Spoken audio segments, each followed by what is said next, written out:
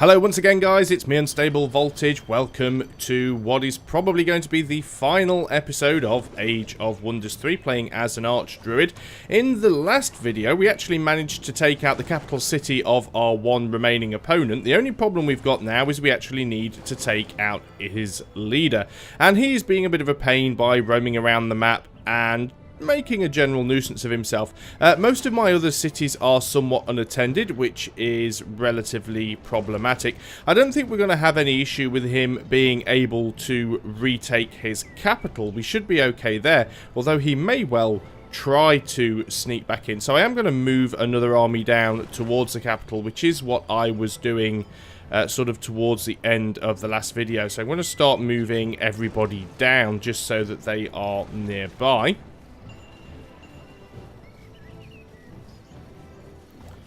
And the thing is, when you start having all these little fringe cities, it's quite possible for the other opponents to just go around with one unit and just take all of your undefended cities, which is a bit of a pain.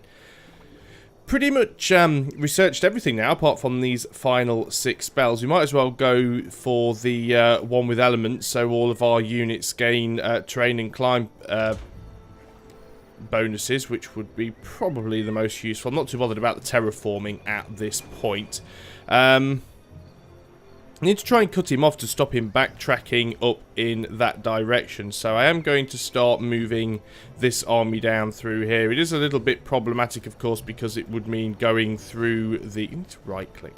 It would be a little bit problematic because we are going through marsh and forests and things like that. But it's just to try and stop him coming back up. We do have our little dragon army here, of course, as well. Although they're not in a particularly great spot at the moment. They did wipe out an army. They have taken some damage, but they do need to heal up. As for everyone else, I'm just going to put everybody onto production focus because there isn't really a lot of point doing anything else at the moment. Could get an orb of the first age here. To gain True Sight and Giant Slayer. Well, that wouldn't be a bad thing to have. And then we could potentially then produce some more dragons. Not that we'll probably need them. Well, at least this one's got flying, obviously, as all dragons have. But it does mean we can get them around the map relatively quickly. So we'll take you 3 turns to get over there, but we're going to move you anyway. Although you can't move on this turn, apparently, which is absolutely fine. You could potentially move down here. You probably should. This is the only problem when you're playing Age of Wonders and you're playing Civilization 5 and one's left click and one's right click, and it always confuses me to remembering which one is which. Let's get this giant down here as well, because he's got quite a lot of movement, so you can actually get a decent way down here. We will get this guy. He's not going to get away with it. We'll just confirm your movement. I'm not entirely sure where I was telling you to head to, but obviously there was a plan. Now, his army is made of 3 leaders, so I've got to be careful. What I don't want to end up doing is... Did he take my city? No, he's actually embarked. So what I was saying is, this army does have 3 leaders, and what I did want to avoid doing was getting defeated by them too easily. But the fact that they've gone into the water might make things a little bit easier for us. If we actually have a look at our spells and see what we can actually do if we've got anything here. So Sunburst, 15 fire damage to an army. We can actually use that spell and cast it directly on this army. And as you can see, we've already done damage. How many times can we cast that in a single turn? Only once, because it takes 80 to cast. We should certainly queue one up for the next turn. As for research, we just got all of the terraforming things now. We'll just select them for the sake of selecting them. We are going to start moving our dragon army down. I don't want to lose the dragon army, but we're going to try and do as much damage as... Well, I say dragon army, it's 1 dragon. Now, it is probable defeat. I completely and utterly expect that at this point. But what I want to do is as much damage to them as possible, because they've got no way they can resurrect their heroes. And remember as well, we don't actually have to wipe out the entire army. We only have to kill the hero. A little bit silly that the flying units actually sit in the water. Is a little bit of a strange one. They are moving forwards. And as I said before, what you basically have is in water combat, you can have 3 types of units. You can have actual water units, which is, you know, things like baby krakens. You can have flying units, like the dragon and the Gryphon Rider here, which will just sort of sit in the water and fly around. And you can have your land units, which basically end up being on these little boat things. So there's the guy we need to take out. He is our priority target. I don't think we've got a spell that we can actually hit him with at this point. We could drop a fireball on him, I suppose. He does have some physical protection, but that does do some damage to him. Can we hit him with flames? Yes, we should do, because we'll also hit the other 2 units on either side. And how much damage can we do with our Gryphon? Probably not an awful lot. We're going to give it a go anyway, just to see what we can do. And we actually got him. There we go. That was nice and easy. I actually thought it was going to be longer than that, and it was going to be a little bit of a longer video. Didn't think we'd actually catch him that easy, and I certainly didn't think I'd be able to take him out with just those dragons. But because I have actually now finished this game, I think it's probably a good time for me to just talk a little bit about the game itself and how I feel about it, how I enjoy the game. As you know, I do like strategy games, actually love strategy games, but I think for me, especially at the moment, my favourite strategy game really is Civilization 5. And I do tend to use that as a measuring tool. That is the bar that I tend to measure all other sort of 4X strategy games by. Now, the thing about Civilization 5 is combat is the weakest part. It always has been. Anyone that knows Civilization knows that it's very, very weak on the side of combat. But the game has lots of other different ways that you can win, with the research victory and with the diplomacy victory, which is essentially an economic victory, and cultural victory and everything like that. Now, one thing that I do absolutely love in Age of Wonders 3 is that the combat is so much better. It's actually a game that is built around the combat, whereas Civilization is the other way around. The game is built around the strategic map and building your cities and expanding, and then the combat was kind of an afterthought, just thrown in at the end. Here it feels like the other way around. The combat was the main focus, and then the strategic map part was just kind of thrown in. If you've ever played Civilization or watched a video of it, then you'll know that you do have to be very careful with what you're actually doing. You are limited to the number of cities that you can build. You have heavy penalties if you have too many cities or if your cities grow too large. All buildings cost maintenance, and there's a point where you just build too much stuff. You're building things that are redundant. They end up costing you money. So you do have to think very carefully about what you build. However, in Age of Wonders, what I've noticed is you can pretty much just spam out cities as much as you want. I mean, if you're just looking here at the actual map, I mean, yes, I didn't build all of these cities. Some of them were captured from the other players, but just look how many cities I've got. And this is a smaller map. I've actually played a game on a larger map than this and had a lot more cities. Now, I do have to say that this particular game I didn't really enjoy all that much. Maybe it's because of the Archdruid. It's the first time that I've actually played an Archdruid in a random skirmish map outside of the single-player campaign. Not my favourite class, I have to be honest. I did play another game through with the sorcerer, and I actually quite enjoyed that. It was quite fun.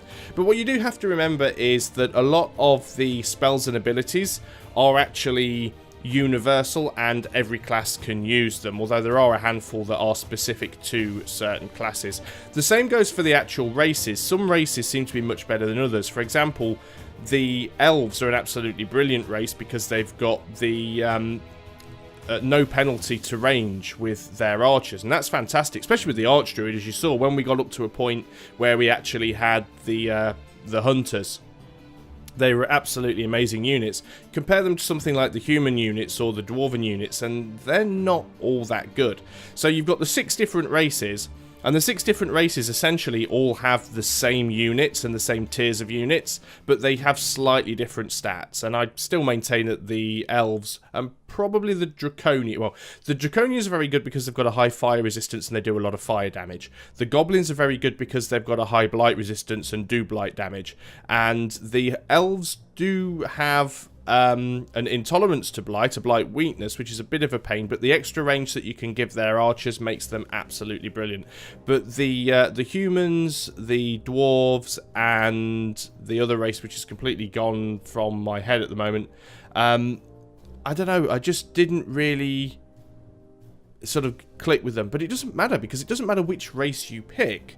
You can still get every single race throughout the course of the game just by capturing cities or getting other cities to join you. So I don't think it really matters which race you pick.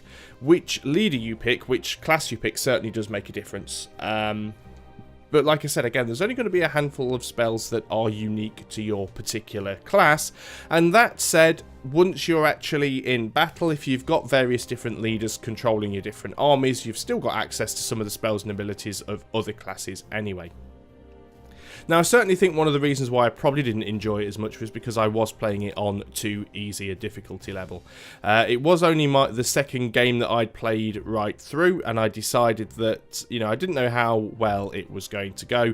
I didn't want to have it too difficult, and I hadn't really judged how difficult it was by that point. And I think possibly the reason that I didn't enjoy it as much is because it wasn't all that much of a challenge. Most of the actual combat I managed to win and come out either unscathed or with very, very little damage. Didn't really have any problem capturing cities, didn't really have any problem expanding. And this is certainly one thing that I've noticed, especially with actually sieging cities. And this, I think I actually put a video of this up, was a city siege that I did with my sorcerer. And that is, you get one spell that essentially deals random damage to enemy units on the map and spawns units in every turn until the end of battle. And they spawn in randomly on the map. So all you need to do when you're sieging someone's city, because normally they'll just sit behind the walls quite happily and let you try and attack them. Why wouldn't they? They've got the advantage, they're behind the walls. It's much harder for you to hit them than it is for them to hit you. So they hide behind the walls, you just pop this spell, and this spell goes on for the entire fight, constantly hitting their units, and also constantly spawning units behind their walls, which they will have to respond to. And it just becomes a game of attrition at that point. You can literally just sit there and just, you know, not move your units, just armour them up, just sit them there on guard, and just wait until this spell weakens their army and takes them down to a few stragglers that then you send your flying units in to go and mop up. And again, that might be because I was playing on an easier difficulty level, but it did feel at some points like, while the combat is much more varied and interesting than the combat in something like Civilization, it does seem a lot easier, particularly if you've got a very good mix of units. And when you get up to flying units, and you've got flying units with charge, and you've got ranged units that have incredible range and do massive amounts of damage and get 3 shots per turn, it just makes the combat so easy. Now, I don't want to slate the game, because overall I do actually enjoy the game, and there's so many things I love about it. I love the aesthetic. I love the fact that we've got this sort of fantasy setting where we have ogres and giants and ethereals and dragons, and, you know, that's a really nice thing to see in a game like this. Also, visually, I mean, the game is absolutely gorgeous. Obviously, you can't see the actual game board now, but even the map, I mean, there's so much work just gone into this game to make it look good. Not only that, of course, but we've also got the you know, all of the unit models, the sound as well, the music, the soundtrack is absolutely fantastic in this game. And you know, if you do like 4X games and you want something that is centered a little bit more around the combat than something like Civilization, then you might want to pick it up and give it a go. But yeah, you probably should put it on a higher difficulty level that I was playing it on. Also, one thing to know, obviously the game does have a multiplayer, and I have tried that out, but there is a little bit of a strange thing with the way it works. Now, the way you actually take turns, I was playing this game also not with the default settings, because the way the game works with the default settings is turns are simultaneous. So when a turn starts, you and all of the other players, or all of the AI, move all of their units at the same time. I actually put this game onto classic turns, which makes it a little bit more like Civilization. So the player makes their turn, hits end turn, then the AI moves all of their units, and so on and so forth. The problem you actually have playing this in multiplayer, and it works kind of simultaneous turns in multiplayer.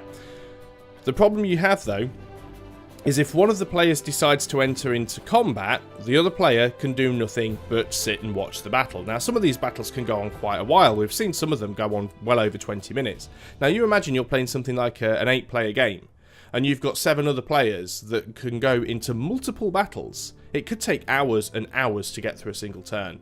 I can't really think of any way they could get around that. I mean, it's just a mechanic of the game, unless it was possible to let other players carry on doing other stuff while the battles were going on and making the battles simultaneous. You can also be dragged into a battle with another player, of course. They could be fighting you, or maybe your allies, because your 2 armies can gang up on another. So there are lots of little speed bumps that would stop them from sort of doing the simultaneous battles, but it is just something to watch out for if you do like playing these games in multiplayer. Now, I may come back to it in the future and do another video, obviously with a different class. Maybe I'll get a bit more practice in, bump the difficulty level up, work out what I'm doing, because I was pretty much indiscriminately just popping out cities and buildings just because, you know, I was literally just picking stuff from the list. And I think I don't know whether that is just down to poor game design or whether it was just too easy, but you shouldn't be able to play a 4x game by just randomly clicking and building whatever you want and still managing to grow absolutely fine. You can't do that with a game like Civilization. You start building buildings that are of no use to you and they're redundant, and you end up with massive maintenance bills for buildings that don't give you anything back. And you start pumping out massive numbers of cities, you start getting unhappiness, which has a knock-on effect of your entire empire. Although this game does have a sort of morale happiness system in it, at no point was it ever really a problem to me. So, you know, I just don't know what to do about that, but literally just took 100 turns to complete the game. And this is the other issue, because the game is very much based on combat. That is the only victory type. I mean, literally, you have to win by battle. There's no diplomatic victory. There's no sort of cultural victory or science victory. It's very, very easy, as you can see. Yes, there were a couple of research paths that we hadn't taken. I think there was 4 or 5 that we hadn't done, but they were literally down to a turn each. So within the next 4 turns, we would have researched everything. The complete tech tree, and we weren't even particularly trying to get research. I don't know how long a game should last. That's the other issue. I can tell you that in Civilization 5, a game on standard pace ends at 500 turns. If you've got it on a time victory and nobody is a clear winner by turn 500, which is the year 2050 AD on a standard game, that's where the game ends. Now, I don't know whether turn 100 for a game of Age of Wonders 3 is a short game, or whether it's a long game. I don't know how long the developers actually envisioned these games to go on for, but turn 100, and this was similar in my other game as well, turn 100 was about the point where I hit all of the technologies. So 100 turns in, you will have everything in the research tree, and it's mainly because you can just spam out so many cities. So I guess to summarise, I think it is a good game. It is enjoyable, but if you do prefer games like Civilization, where you actually like the building of the empire and the building of the cities and the expansion, then this game probably isn't for you. But if you do like games where you actually enjoy the combat and you like the sort of mythical creatures setting, then you might want to give this a look. I'm actually hoping that they bring out some patches for it later on and address some balance issues, maybe a bit of an expansion, just to sort of tweak and fix some of the issues, give it a little bit more of a challenge, maybe add some different victory conditions, and then I think it'll be worth returning to and really investing some time in. But until then, I think I am going to put this one back on the shelf and continue with Civilization 5. So thanks for watching, guys. This has been Age of Wonders 3, and I'll see you next time. So until then, goodbye for now.